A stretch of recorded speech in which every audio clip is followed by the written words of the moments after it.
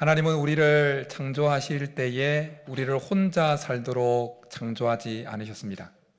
하나님께서 창조하신 모든 피조물에 대해서는 하나님께서 보시기에 좋았더라 라고 말씀하셨지만 유독 한 존재에 대해서만큼은 보기 좋지 않다라고 말씀하셨습니다.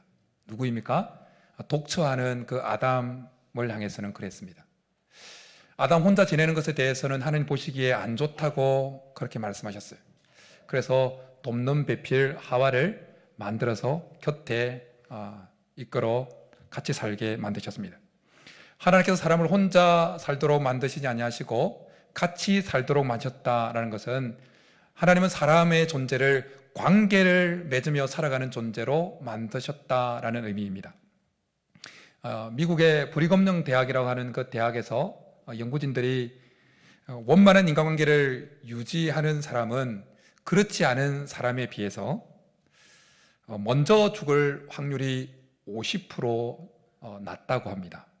그러니까 원만한 관계를 잘 맺지 못하고 살아가는 사람은 원만한 관계를 맺고 살아가는 사람보다 일찍 죽을 확률이 50%나 늘어난다는 거예요. 오래 살고 싶으면 원만하게. 이 연구를 이끌었던 한 그 교수가 이런 말을 했습니다. 대인관계가 부족한 것은 하루에 담배를 15개비 피는 것과 같다. 그냥 못 잡아먹어서 어른거리면서 살고 있는 그 사람만 생각하면 울분이 치밀었고 그런 관계를 맺고 살아가는 사람은 하루에 그냥 담배를 15개비를 피는다라는 겁니다. 우리는 관계를 맺고 살아가는 존재로 창조되었기에 우리가 관계를 맺고 살아가는 그 대상과 어떤 관계를 형성하고 유지하느냐는 참으로 중요합니다. 우리는 우리가 관계를 맺고 살아가는 그 대상과 아주 친밀하고 따뜻하고 힘이 되어지고 격려가 되어지는 그 좋은 관계를 맺고 살아갈 수도 있고 앞서 언급한 그 좋은 관계와 정반대되어지는 관계를 맺고 살아갈 수가 있습니다. 우리가 이 땅을 살아가면서 맺고 살아가는 대표적인 이 관계의 대표적인 관계는 두 가지입니다. 하나는 하나님과의 관계이고 또 하나는 다른 사람과의 관계입니다. 오늘 이 관계에 대해서 함께 나누면서 우리 속에 관계가 회복되어지는 은혜가 있기를 간절히 축복합니다. 그러면서 우리의 신앙도 회복될 수 있기를 주님 여러분 축복합니다.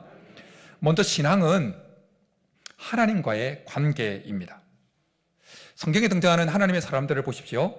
그들이 가지고 있는 여러 공통적인 특징 가운데 한 가지는 그들이 하나님과 아주 친밀하고 좋은 관계, 가까운 관계를 유지하면서 신앙생활을 하고 있었다는 것입니다. 오늘 본문에 등장하는 중심인물인 요시야도 마찬가지입니다. 요시야는 어린 나이 8살 나이에 왕위에 오릅니다. 그리고 18년 동안 16년 왕위에 재위한 지 18년 되던 해, 곧 그의 나이 26살 되던 해에 제사장 hil기야가 성전에서 율법책 하나를 발견합니다. 서기관이 요시야 왕 앞에서 그 율법을 낭독합니다. 그 율법 내용을 들었던 요시야 왕이 그 앞에서 바로 옷을 찢습니다. 왜냐하면 그 내용이 아주 심각했기 때문입니다. 요시야는 나름대로 본인이 왕으로서 이스라엘 백성들을 잘 하나님 말씀대로 다스린다고 생각했는데 이스라엘 백성들의 삶을 말씀에 비춰보니까 너무나 하나님의 진노를 받기에 그냥 합당한 하나님의 진노를 피할 수 없는 상황이라는 것이 너무나 명명백백하게 드러났었기 때문입니다. 그래서 제사장 hil기야와 요시야 왕은 여선지자 훌다에게 사람을 보내어서 지금 이 일이 이렇게 될 것 같은데 어떻게 되는 것인지 묻게 되어집니다. 아니나 다를까 여선지자 훌다는 이 이스라엘 백성들이 하나님을 떠나서 이방 우상을 섬기고 하나님을 진노케 만들었던 이것에 대해서 하나님이 벌을 내릴 것을 말씀해 줍니다. 심각해진 거죠. 그런데 하나님의 말씀을 하나님 말씀 앞에 겸손히 받고 마음을 찢고 통곡했던 그 요시야 왕에게는 별도의 말씀을 우리가 읽은 본문 27절에서 이렇게 말씀해 줍니다. 내가 이곳에 그 주민을 가리켜 말한 것을 너가 듣고 마음이 연약하여 하나님 앞 곧 내 앞에서 겸손하여 옷을 찢고 통곡하였으므로 나도 너 말을 들었노라. 하나님은 요시야 왕이 하나님 말씀을 듣고 율법을 듣고는 그 앞에 마음을 겸손히 하여서 옷을 찢고 통곡하는 이 행위를 보시고 지금 요시아가 내 말을 듣고 있는구나 라고 여겨주시고 동일하게 나도 그러면 너의 말을 듣는다라고 말씀한 겁니다. 서로 하나님과 요시아 왕 사이에는 서로 듣고 말하고가 계속 이루어지고 있다는 것입니다. 신앙이라는 것은 하나님과의 관계인데 하나님과의 관계라는 것이 무슨 의미일까요? 여러분, 관계라는 것이 무엇입니까? 관계가 있다라고 말할 때 그것이 의미하는 바가 무엇입니까? 관계가 있다는 것은 뭔가 서로 소통이 있다는 겁니다. 서로 공유하는 것이 있다는 겁니다. 주고받음이 있다는 겁니다.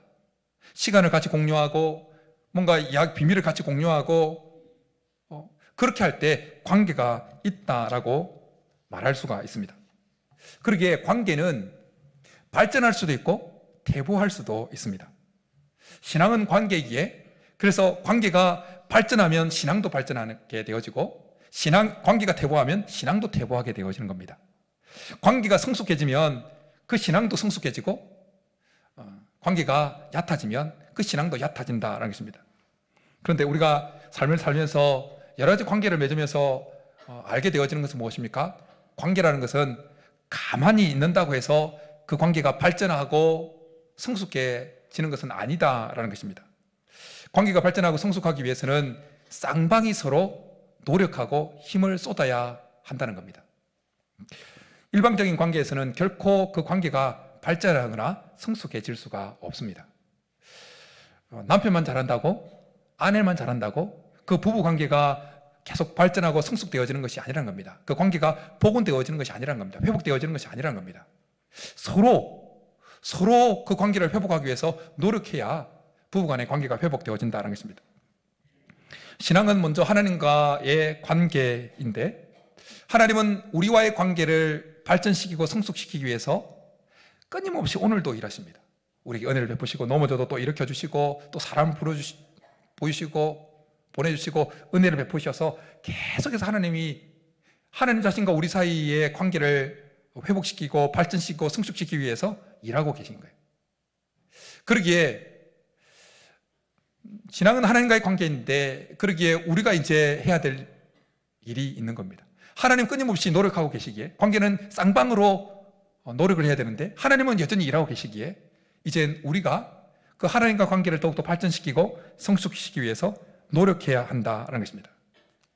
하나님과 좋은 관계, 친밀한 관계를 유지했던 하나님의 사람들을, 성경에 등장하는 하나님의 사람들을 보십시오. 그들은 다 한결같이 하나님과의 관계를 지속하기 위해서, 친밀한 관계를 유지하기 위해서 끊임없이 반응을 하고 몸부림을 쳤습니다. 하나님께서 말씀하시면 그대로 따라가려고 막 희생하면서 따라갑니다. 믿음의 조상 아브라함을 보십시오.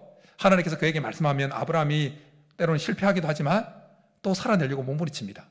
마지막 가문이었던 그의 아들 이삭을 모리아산에 바치라는 그 하나님의 말씀에 아내하고 의논하지도 않고 그냥 데리고 가서 모리아산에 바치려고 합니다. 그때 하나님이 이렇게 아브라함에게 말씀해 줍니다. 내가 이제야 너가 하나님을 경외하는 줄을 아노라. 그런가 하면 내 마음에 합한 사람이라는 칭찬을 들었던 다윗, 그는 하나님께서 말씀하실 때 움직이고 말씀하지 않으면 움직이지 않으려고 부단히 노력했습니다.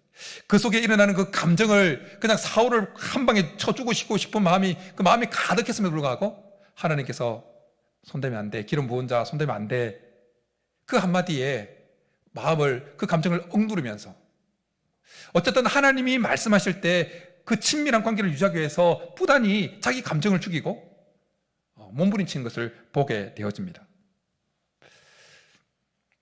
우리가 하나님과 관계에서 특별히 소통하고 하나님과 뭔가를 공유하는 중요한 수단으로, 중요한 통로로 활용하는 것이 있습니다. 그것이 무엇일까요? 기도입니다. 기도. 우리는 기도를 통해서 하나님과의 관계를 계속 유지하고 발전시키고 성숙시켜 나갑니다. 그런데 여러분, 한 가지 여러분에게 물어보겠습니다. 여러분의 기도는 일방적입니까? 쌍방적입니까? 하나님께 나와서 하나님 앞에 내가 요구하는 것만 다 계속 쏟아내고 하나님 좀 말씀하시려고 그러면 이제 됐어요 하고 이제 그냥 돌아가는 기도 생활입니까? 아니면 기도 생활 가운데 하나님은 먼저 내 속에 있는 그 원함을 쏟아내고 난 다음에 그러면 또 잠잠히 하나님께서 말씀하실 것을 기다리면서 예 하나님 그렇군요, 예 제가 너무 무리한 걸 요구했네요, 이렇게 교정받고 하는지. 기도는 우리가 알고 있는 대로 대화이죠, 대화. 근데 대화라는 것이 뭡니까? 일방적인 것을 대화라고 말하지 않죠. 주고받은 것, 듣고 말하고 말하고 듣고 이렇게 주고받는 것이 있을 때 그것을 대화라고 그러죠. 기도가 대화이듯이 기도 자리에 나아가서 일방적으로 내 속에 있는 것만 다 쏟아내고 가는 건 기도가 아니라는 거예요.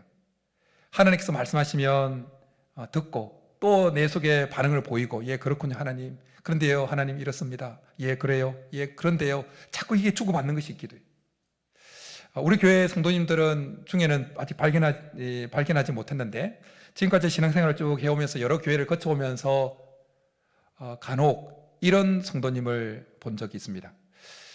기도 자리에 참 많이 나오고 저 정도의 기도 시간을 가지는 분이라면 신앙이 참 많이 성숙해져야 될 것이 정상인 것 같아 보이는 사람인데도 여전히 그 신앙이 자기만 아는 그런 신앙의 수준에 머물러 있는 성도를 간혹 본 적이 있었습니다.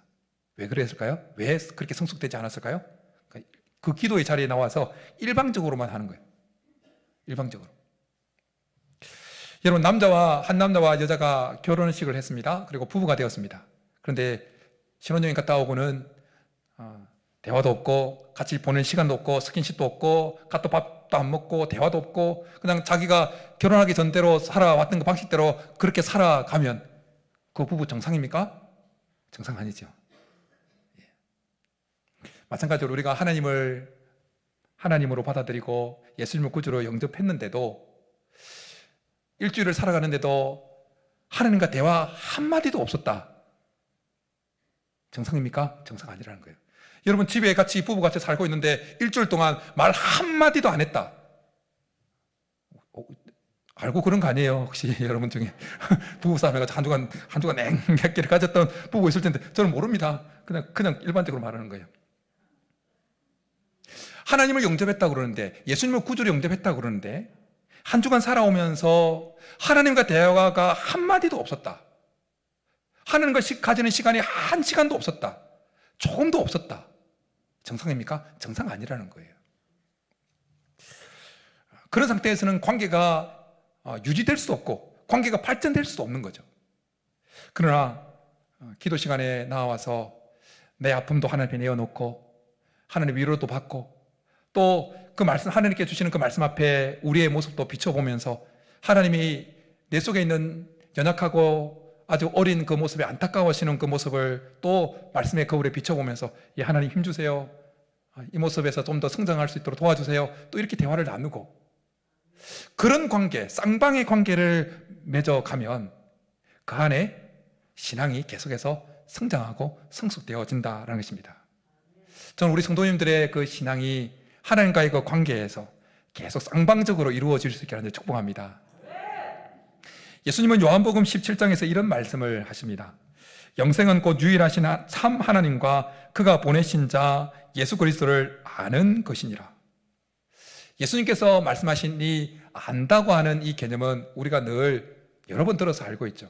단순히 지식적으로 아는 개념이 아니라는 것 우리가 알고 있습니다. 예수님께서 말씀하신 이 알은 인격적인 그 관계 속에서, 친밀한 관계 속에서 이분은 하나님이 이런 분이구나, 하나님이 나에 대해서 이런 마음을 가지고 계시는구나, 하나님이 나에게 이걸 요구하시는구나, 이렇게 서로 아는 것, 그것이 바로 예수님께서 말씀하신 알입니다.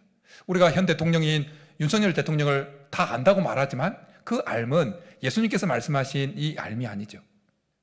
구약에 안다는 그 단어가 야다인데 그 야다의 원래 단어가 처음 사용되어진 것은 아담과 하와가 동침하다에 사용되어진 거예요. 부부가 함께 성적으로 관계를 맺으면서 상대방이 어떤 존재인지를 알게 되어지는 그 관계, 그 정도 친밀하게 안다고 말할 때 그 알미예요. 하나님과 우리 사이의 그 암, 그 알면 단순히 하나님이 어떤 분이다 그냥 지식적으로 설교를 들어서 성경 공부를 해서 아는 그런 알미 아니라 그 들은 하나님, 내가 지식적으로 들은 하나님을 실제 내 삶에서 경험하면서 친교를 가지면서 뭔가 같은 것을 공유하면서 마음을 서로 주고받으면서 하나님이 이런 분이시구나, 이런 알미 있을 때 그것이 뭐라고요? 영생이라는 거예요. 그러니 예수님께서 말씀하신 이 말씀의 근거에 보면 우리가 단순히 하나님이 어떤 분이다, 예수님이 어떤 분이다 하고 단순히 지식적으로 아는 상태에서는 구원이 없다는 거예요. 영생이 없다는 거예요. 예수님과 받아들였으면 예수님께서 계시록 3장 20절에서 말씀하신 것처럼 문을 열면 내가 그에게로 들어가 그와 더불어 먹고 그는 나와 더불어 먹느니라. 더불어 먹는 것, 같은 교제가 있는 것, 서로 관계를 맺고 그 시간에 있는 것, 그것이 구원을 이룬다라는 겁니다. 구원이 일어난다라는 겁니다. 그렇게 될 때 바라기는 우리 성도님들의 신앙 속에 하나님이 계속 일방적으로만 우리에게 뭔가 계속 오시고 그냥 반응 없는 일방적으로 내어두지 말고, 또한 우리가 기도 가운데 우리가 일방적으로만 하나님 앞에 계속 나가고 하나님의 음성을 듣지 못하는 그 일방의 상태가 아니라 쌍방의 신앙이 되어서 신앙이 계속 성숙해져 갈 수 있기를 축복합니다. 신앙은 하나님과의 관계이면서 동시에 다른 사람들과의 관계입니다. 하나님 우리를 그리스도 안에서 거듭나게 하시면서 우리를 혼자 신앙생활을 하는 존재로 거듭나게 하지 않으셨습니다. 사람을 처음 창조하실 때도 독차하는 것을 싫어하셨던 것처럼 하나님은 우리가 예수 그리스도 안에서 born again, 다시 태어나게 하시면서 혼자 있게 되는 것을 보시고는 안 좋아하십니다. 하나님은 우리가 그리스도 안에서 거듭나게 하시면서 우리를 새롭게 태어나게 하시면서 먼저 태어난 사람과 그리스도 안에서 먼저 태어난 그리스도인들과 나중에 태어날 그리스도인들과 함께 관계를 맺으면서 살아가도록 우리를 그리스도 안에서 거듭나게 하셨다는 것입니다. 오늘 본문에 등장하는 요시야도 잘 보십시오. 그가 평안히 묘실로 들어가게 될 것이고 그가 살아생전에는 그의 눈으로 백성들이 고통을 당하고 그러한 것을 보지 않을 것이라는 평안의 약속을 받습니다. 얼마나 좋습니까? 여러분의 남은 생애 가운데 이제는 고난 없다, 이런 약속 받으면 얼마나 좋겠습니까? 요시야가 그런 약속을 받았다고요. 그러면 이제 다른 사람은 어떻게든 날 몰라라 할 수도 있잖아요. 근데 요시야가 그런 약속을, 평안의 약속, 살아생전에 자기가 죽기 전에는 전혀 고통 없고 고난 없고 이런 약속을 받고 난 이후에 다른 백성에 대해서 날 몰라라 그렇게 했을까요? 아닙니다. 오히려 정반대로 29절부터 35장 넘어가서 요시야 왕이 죽는데 그 죽기 전까지 그는 다른 사람들을 생각합니다. 백성들이 자기가 죽고 난 이후에도 하나님으로부터 계속 복을 받는, 하나님과의 좋은 관계를 맺고 살아가기를 원해서 힘을 쏟습니다. 몸부림을 칩니다. 그래서 유다 모든 사람들과 예루살렘에 있는 모든 사람들, 제사장과 레위인들, 남녀노소들을 다 모읍니다. 그리고 그들 앞에서 율법을 낭독합니다. 그리고 왕이 주체가 되어서, 주관이 되어서 여호와와 언약을 맺게 합니다. 마음을 다하고 뜻을 다해서 여호와를 섬기고 그의 계명을 따르기로 언약을 맺게 만듭니다. 요시야는 하나님과 자기와의 관계만 생각하지 않았습니다. 요시야는 하나님과의 관계만큼이나 그 백성들을 생각해서 그 백성들도 하나님으로부터 복을 받기를 간절히 원했던 겁니다. 그래서 백성들 사이에 있는 그 가증왕들을 제거하고 유월절을 지키도록 만듭니다. 근데 유월절을 지키도록 만드는 그 과정에서 보면 요시야는 그 백성들로 하여금 유월절을 지키게 하면서 자기 소유의 수만 마리의 어린 양과 염소, 수천 마리의 수소를 내어놓아서 유월절을 지키게 만듭니다. 자기 것을, 자기 소유를 털어서 다른 사람들을 생각하는 겁니다. 요시야가 그렇게 다른 사람들, 하나님과의 관계만 아니라 다른 사람과의 관계를 위해서 뭔가 헌신하고 노력하고 배려를 하고 힘을 썼던 것처럼 우리도 하나님과의 관계뿐만 아니라 다른 사람과의 관계를 더 돈독하게 하기 위해서 우리 속에 노력해야 될 중요한 한 부분이 있습니다. 그것은 뭐냐면 바로 말의 사용입니다. 언어 사용입니다. 우리가 다른 사람들과의 관계에서 말을 어떻게 하느냐에 따라서 다른 사람의 관계가 아주 친밀하고 격려가 되어지고 힘이 되어지는 그 좋은 관계가 유지되어지고 형성되어지고 발전할 수 있는가 하면 말을 어떻게 사용하느냐에 따라서 아주 원수가 왼수가 되어져 버릴 수 있다는 것입니다.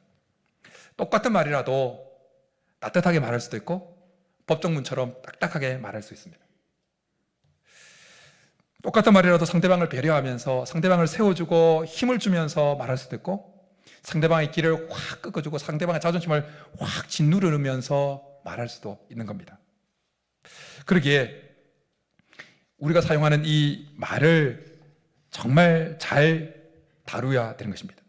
신앙은 다른 사람과의 관계인데, 신앙이 성숙됐다, 신앙이 좋다, 이것은 그 사람이 다른 사람을 배려하면서 다른 사람을 생각하면서 말을 할 수 있게 되었다라는 것을 의미합니다. 신앙이 좋다고 하는데, 믿음이 좋다고 하는데, 신앙이 성숙됐다고 하는데 말을 거칠게 하고 상대방의 그 마음의 비수를 꽂게 만들고 상대방을 자존심을 확 깎아내리는 그 말을 한다면, 그분의 좋다고 하는 그 신앙은 사실은 다시 검증을 받아야 되는 신앙입니다. 우리 교회에 와서는 제가 그런 걸 경험하지 못했는데, 한 목사님의 설교를 들으면서 그 목사님이 경험한 이야기를 하더라고요. 목사님이 어느 성도님으로부터 이제 식사 초대를 받아 간 거예요. 좋은 곳에, 목사님이니까 이제 좋은 곳에 이제 모시고 와서 이제 대접을 하는 거예요. 근데 목사님이 너무 얼굴이 떳떳하더니 막 부끄러워가지고 어디 숨고 싶은 상황이 발생했다는 거예요. 왜 발생했냐면, 목사님을 초대했던 그분이 목사님에게는 깍듯하게, 아유 목사님 이렇게 하는데, 음식을 가지고 들어오는 그 식당 직원에 대해서는 막 하대하고 막말을 막 쏟아붓는 거예요. 아유 목사님 하는데 식당 그 직원들한테 막 하대하면서 막 막말하니까 목사님의 얼굴이 막 벌게해서 어디 숨고 싶었다고 그러는 거예요. 여러분, 혹시 저를 초청하시고 그렇게 하지 마세요. 그렇게 하시려고는 저 초청하지 마세요. 초청하지 마세요. 금방 떼치고 나갈 거예요, 그러면. 네. 우리가 그분이 말을 어떻게 사용하느냐, 다른 사람과의 관계에서 말을 어떻게 하느냐, 상대방을 배려하고 상대방을 높이고 격려하고 비난이 아니라 그 사람을 세워주려고 하는 그 말을 한다는 것은 그분의 신앙이 성숙하고 그분의 신앙이 좋다라는 반증입니다. 왜냐하면 신앙은 하나님과의 관계이면서 동시에 다른 사람과의 관계이기 때문입니다. 근데 여러분, 말한 것과 관련해서, 우리 속에 있는 것을 표출하는 것과 관련해서 목자 소그룹 한 소그룹에서도 말하고 마드와이즈에서도 이야기를 한 부분인데요, 우리 속에 있는 그 의사 표현에서 우리 속에 있는 것이 말보다 훨씬 어떤 다른 것을 통해서 더 많이 표출되어집니다. 그것은 뭐냐면 바로 우리의 눈빛, 우리의 표정, 우리의 몸짓, 이 비언어적인 요소를 통해서 우리 속에 있는 것이 훨씬 상대방에 더 많이 전달되어집니다. 말을 통해서는 우리 속에 있는 것이 40%가 전달되어지고, 눈빛이나 표정이나 몸짓을 통해서는 우리 속에 전달하고자 하는 것이 60%가 전달되어진다는 겁니다. 그래서 평소에 우리가 다른 사람들과의 좋은 관계, 친밀한 관계, 다른 사람을 세워주는 관계를 맺기 위해서는 우리 속의 마음에서부터 먼저 상대방을 나보다 더 낮게 여기는 마음, 상대방을 배려하는 마음, 존중하는 마음을 늘 마음에 품고 있어야 된다는 것입니다. 그래서 하나님은 사도 바울을 통해서 빌립보서에서 이렇게 말씀합니다. 우리가 잘 아는 말씀, 아무 일에든지 다툼이나 허용으로 하지 말고 오직 겸손한 마음으로 각각 자기보다 남을 낮게 여기고, 마음에서부터 상대방에 대해서 참 귀하다, 참 소중한 분이다, 나보다 더 나은 분이다, 이런 마음을 가지고 있으면 자연스럽게 우리 눈빛을 통해서, 우리 표정을 통해서, 우리 몸짓을 통해서 그것이 전달되어지는 거예요. 그러면 혹시 그분에게 바른 말을 해야 될 때가 있잖아요. 바른 말을 해야 될 그때라도 그 마음속에 상대방을 존중하는 마음, 배려하는 마음, 그 마음이 있기 때문에 그 바른 말을 하면서도 관계가 여전히 끈끈하고 좋게 유지될 수 있다는 것입니다. 신앙이 좋다는 것은 단순히 하나님과의 관계가 친밀하고 가깝다는 것에 그치지 아니하고 다른 사람과의 관계까지 나아가는 것입니다. 그래서 세리장 삭개오가 예수님을 만나고 난 이후의 모습을 잘 보십시오. 그는 예수님부터 이 집에 구원이 이르렀다라는 칭찬을 받았습니다. 예수님과 관계가 맺어진 거예요. 근데 예수님으로부터 어떻게 이런 칭찬을 듣습니까? 삭개오는 자기 탐욕으로 다른 사람의 집에 뭔가를 착취한 거, 빼앗은 것에 대해서 그냥 갚아주는 차원이 아니라 4배나 갚겠다고 말합니다. 신앙이라는 것은 하나님과의 관계뿐만 아니라 다른 사람과의 관계까지 같이 연동되어 있는 것입니다. 사도 바울을 통해서 하나님은 교회를 2가지로 비유해서 말씀합니다. 에베소서에서는 건물로, 고린도전서에서는 몸으로 비유합니다. 여러분, 교회가 무엇입니까? 우리가 잘 알고 있는 대로 성도들의 모임입니다. 믿는 자들의 모임입니다. 건물이 교회가 아니죠. 우리는 이건 기본적으로 잘 알고 있습니다. 성도들이, 믿는 자들의 이 모임이 교회입니다. 그런데 에베소서에는 이 교회를 건물로 비유하면서 우리가 서로 연결되어서 그리스도 예수 안에서 함께 지어져 간다라고 말씀합니다. 서로 연결되어졌다는 것은 서로 관계를 맺고 있다라는 것입니다. 관계를 형성하고 유지한다는 겁니다. 그러기에 우리가 참으로 교회가 서로 그리스도 안에서 하나님이 가실 그 성전으로 함께 지어져 가는 교회가 되기 위해서는 우리가 정서적으로 연결되어 있어야 되고 시간적으로, 공간적으로 연결되어져 있어야 됩니다. 감정적으로, 정서적으로 연결되어 있다는 것은 다른 사람의 행복이 나의 행복이고 다른 사람의 기쁨이 나의 기쁨이고 다른 사람의 아픔이 나의 아픔으로 정서적으로 서로 교류가 있을 수 있는 그 관계가 있어야 된다는 겁니다. 그런가 하면 공간적으로, 시간적으로 함께 이렇게 예배를 드리고 함께 시간을 보내고 그렇게 해야 그것이 하나님이 거하실 성전으로 빚어져 갈 수 있다는 것입니다. 같은 공간에서 목장 모임을 하면서 기도 제목도 나누고 아픔도 나누고 그렇게 하면서 되어지는 것, 그것이 건강한 신앙, 바른 신앙이다라는 것입니다. 그래서 사도 바울을 통해서 2번째 비유로 교회에 대해서 말씀하는 그 몸에 관련된 비유도 동일한 것입니다. 그래서 사도 바울은 이렇게 성령의 감동을 입어서 이렇게 표현합니다. 말씀합니다. 만일 한 지체가 고통을 받으면 모든 지체가 함께 고통을 받고 한 지체가 영광을 얻으면 모든 지체가 함께 즐거워하느니라. 너희는 그리스도의 몸이요 지체의 한 각 부분이라. 토요일마다 교육자 회의를 하면서 교육자들이 한 주간 사역한 것에 대해서 사역 보고를 받습니다. 보고서요. 어제 보고 받으면서 아픈 성도님에게 여러 집사님들이 함께 계속 찾아가고 있다라는 이야기를 듣고, 그리고 목원에게 목자가 또 찾아가고 신방하고 했다는 이야기를 들으면서 참 감사하다, 정말 잘하고 있다라는 생각이 들었습니다. 신앙은 하나님과의 관계뿐만 아니라 사람과의 관계입니다. 이 2가지는 따로 분리해서 존재하지 않고 항상 같이 움직입니다. 여러분, 10계명을 우리가 잘 알지 않습니까? 10계명은 1계명부터 제4계명까지는 대신명령, 하나님과의 관계에서 주어진 명령이고, 제5계명부터 제10계명은 대인명령, 다른 사람과의 관계에서 어떻게 되어져야 되는지에 대한 계명입니다. 그런데 10계명이 그냥 뚝 떨어져 있는 경우를 본 적 있습니까? 성경 어디를 봐도 10계명은 항상 붙어 있습니다. 그런 것처럼 하나님과의 관계와 사람과의 관계는 항상 붙어 있습니다. 그래서 하나님과의 관계는 다른 사람과의 관계에 영향을 미치고, 다른 사람과의 관계는 하나님과 우리 사이의 관계에 영향을 미칩니다. 그래서 하나님과의 관계는 좋은데 다른 사람과의 관계는 나쁘다? 이게 있을 수 없다는 거예요. 하나님 관계는 나쁜데 다른 사람 관계는 좋다? 이게 있을 수 없는 거예요.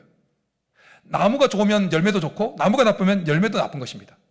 예수님은 열매로 나무를 안다고 그랬는데, 어떤 면에서 보면 하나님과 관계는 나무에 해당되어지고 그 나무의 열매는 사람과의 관계라고 볼 수 있습니다.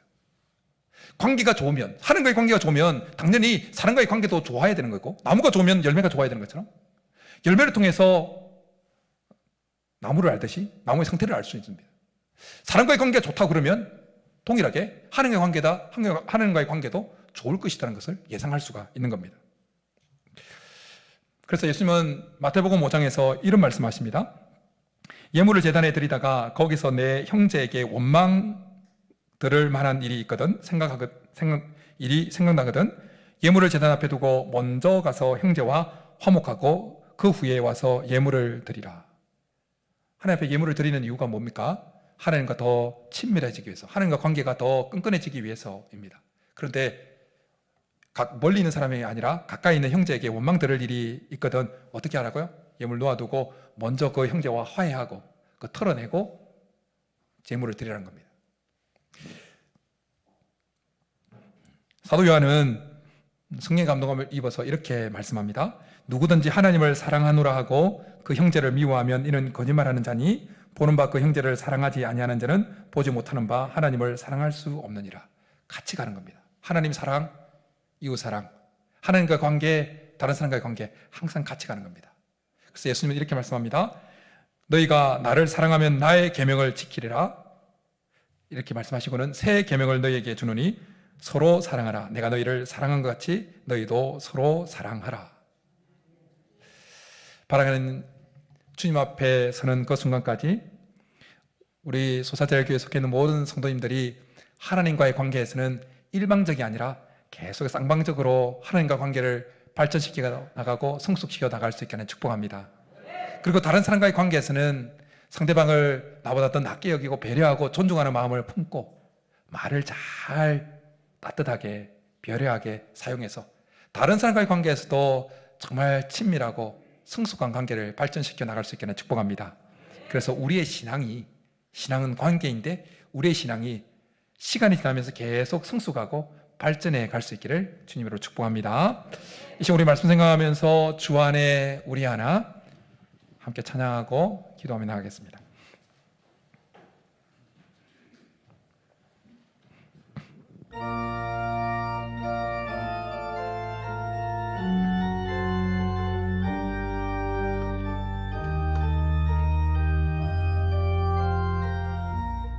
주 안에 우리 하나,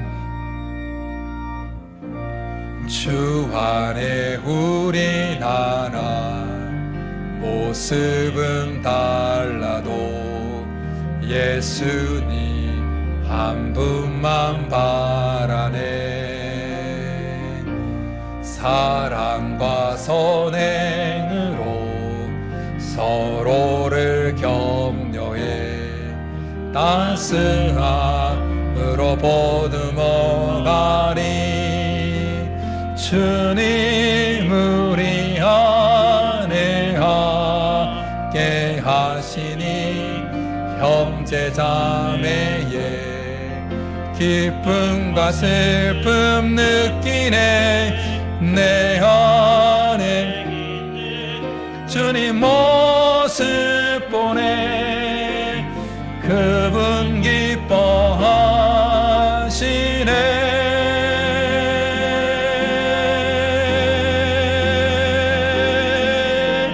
주님 우리를 통해 계획하시니 부족한 입술로 찬양하게 하시니. 주님 우리를 통해 계획하신 너를 통해 하실 일길. 우리 한 번 더 고백하겠습니다. 주 안에 우리 하나, 주 안에 우리 하나, 모습은 달라도 예수님 한 분만 바라네. 사랑과 선행으로 서로를 격려해 따스함으로 보듬어가리.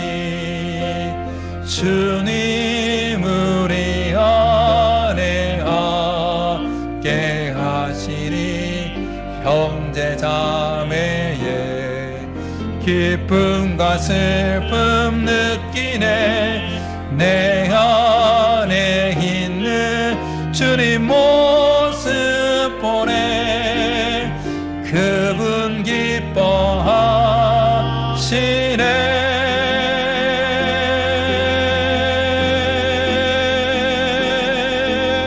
주님 우리를 통해 계획하시니 부족한 입술로 찬양하게 하시니.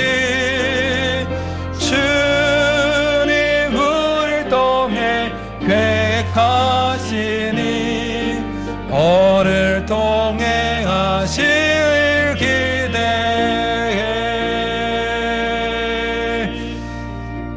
이제 우리 같이 한번 기도하며 나가겠습니다.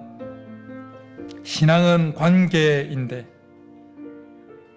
하나님과의 관계가 일방적이지 않고 쌍방으로 하나님과 대화를 나누고 하나님께서 말씀하시면 그 말씀에 내가 또 반응하려고 몸부림치고 그렇게 쌍방으로 하나님과의 관계를 발전시켜 나갈 수 있도록 성숙시켜 나갈 수 있도록 도와달라고.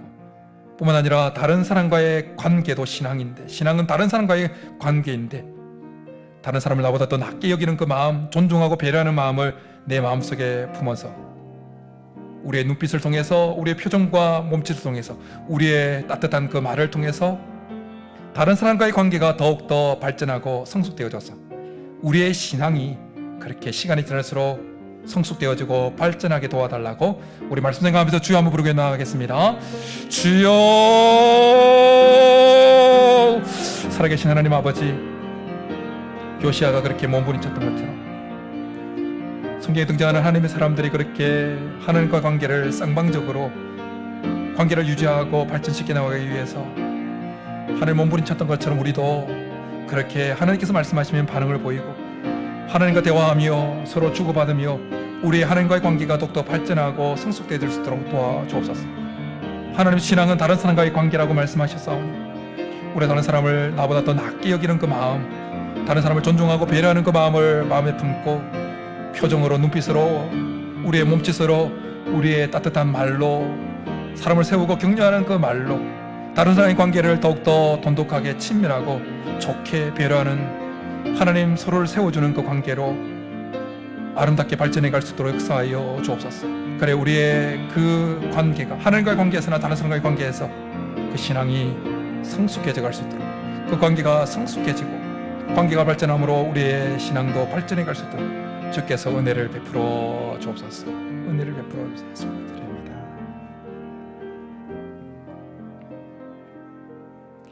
살아계신 하나님, 하나님과의 그 관계에서 일방적이 아니라 쌍방적으로 그렇게 하나님 앞에 반응을 보이고 하나님과 깊은 쌍방의 대화를 나눔으로 주님과의 그 관계가 하나님과의 그 관계가 계속 성숙해지고 발전할 수 있도록 도와주옵소서.